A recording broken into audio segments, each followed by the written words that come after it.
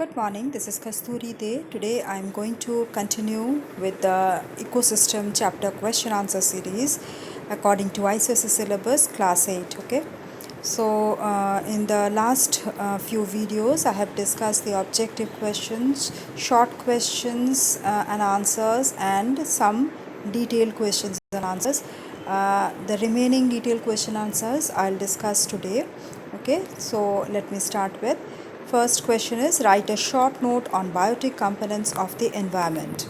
All the living organisms in an ecosystem, that is plants, animals and microorganisms, they are the biotic components of the environment.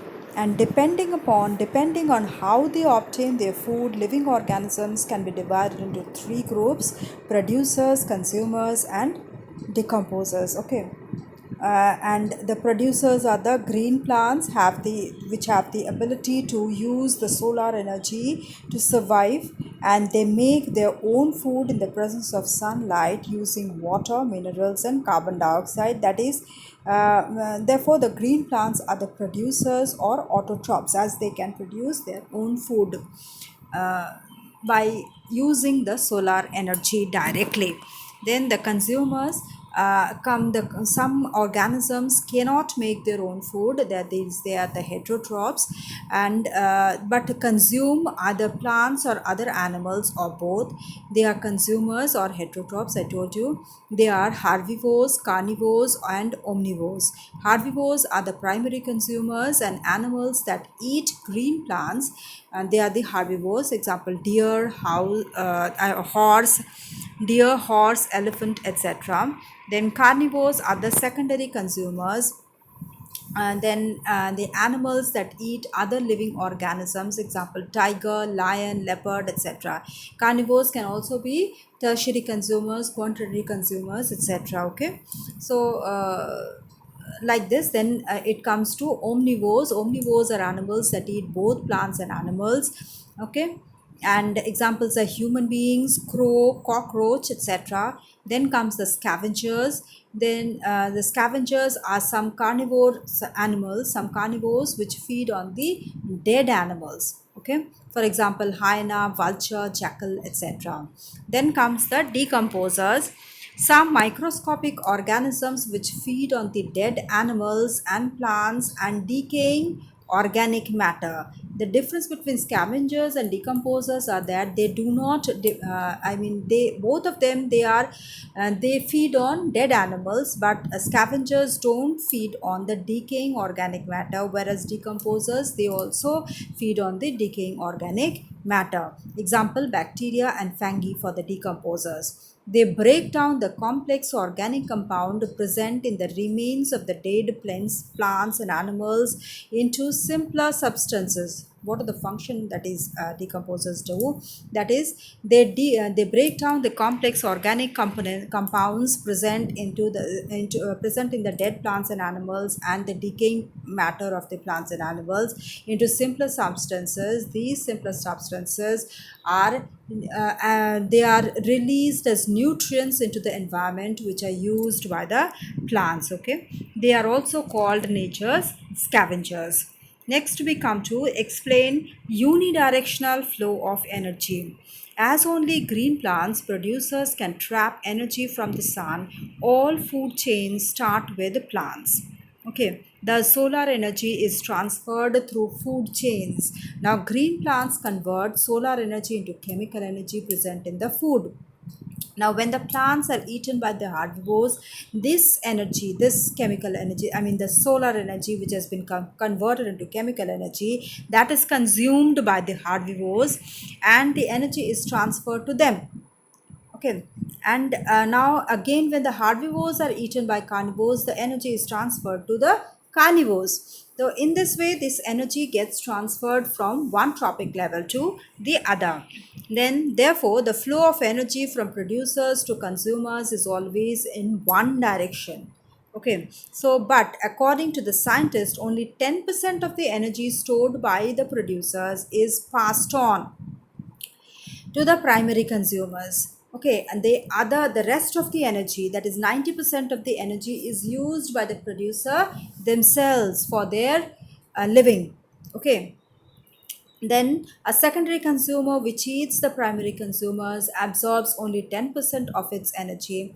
uh, and most therefore most food chains, okay, therefore, most fossils never go higher than the secondary or tertiary consumer. Therefore, the sun, see, this is the flow chart. Sun is absorbed, the solar energy is absorbed by the green plants, that is given to herbivores, that is, green plants are taken by herbivores, herbivores are taken by carnivores.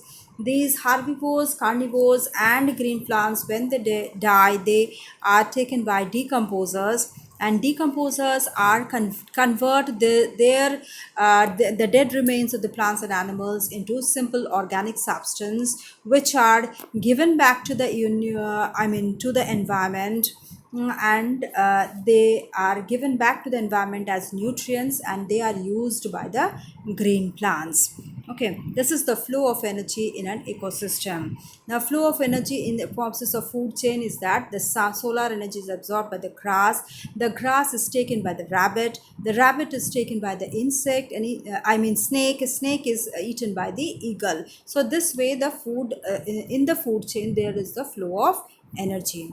Now, write down a short note on the dependence of animals on plants. Animals are totally dependent on plants. First of all, plants produce oxygen, which is vital for life on earth. Okay, without that oxygen, no living being can remain on earth. Second, many animals' basic food are plants, like the herbivores. If the plants don't make up 100% of their diet, plants are nevertheless essential in their food supply. Uh, uh, See, some animals are totally dependent on plants for the food, and some are dependent indirectly because um, uh, these carnivores, they take the herbivores, which in turn feed on the uh, plants, that is the producers. So the carnivores are indirectly dependent on the plant, and the omnivores, they take some plants and some animals. So both the plants and animals are taken by the omnivores. So uh, anyway, the animals are dependent on the plants for their food.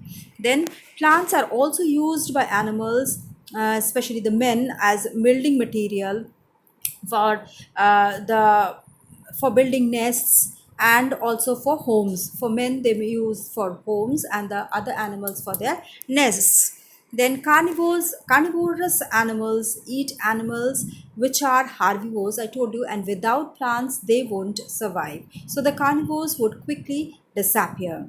Now, plants are also vital in the maintaining the climate, and without plants, the Earth's surface would have been subject to erosion. The plants, without plants, a life of the animals would have been impossible, because the plants, when they grow, their roots hold the soil. So, without the plant, the soil would have eroded. So, in all these respects, plant life is very vital for the animals.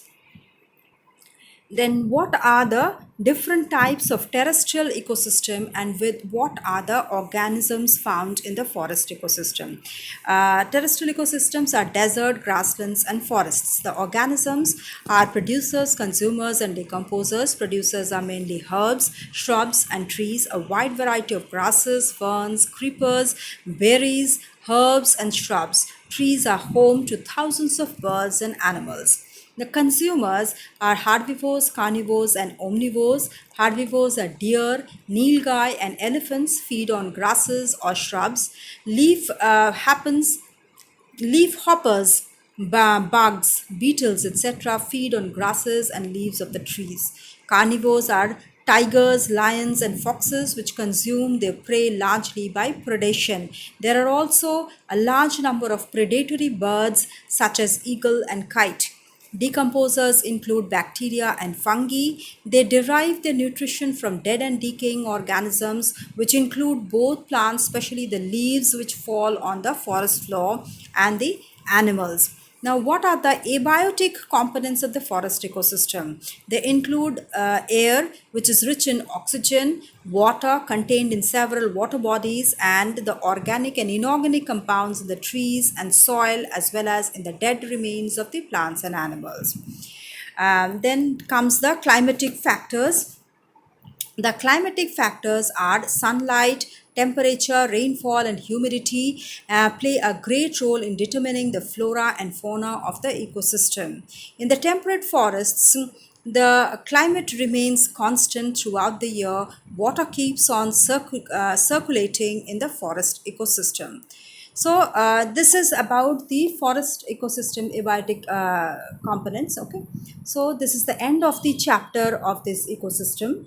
If you have any doubt, please do write in the comment box. You can also give suggestions to improve my videos so that it can help you further, and also I can produce you some more interesting videos for you. If you like the video, press the like button. If you are a new viewer to my channel and not subscribed yet, please do subscribe to get the notification of my next video. Thank you.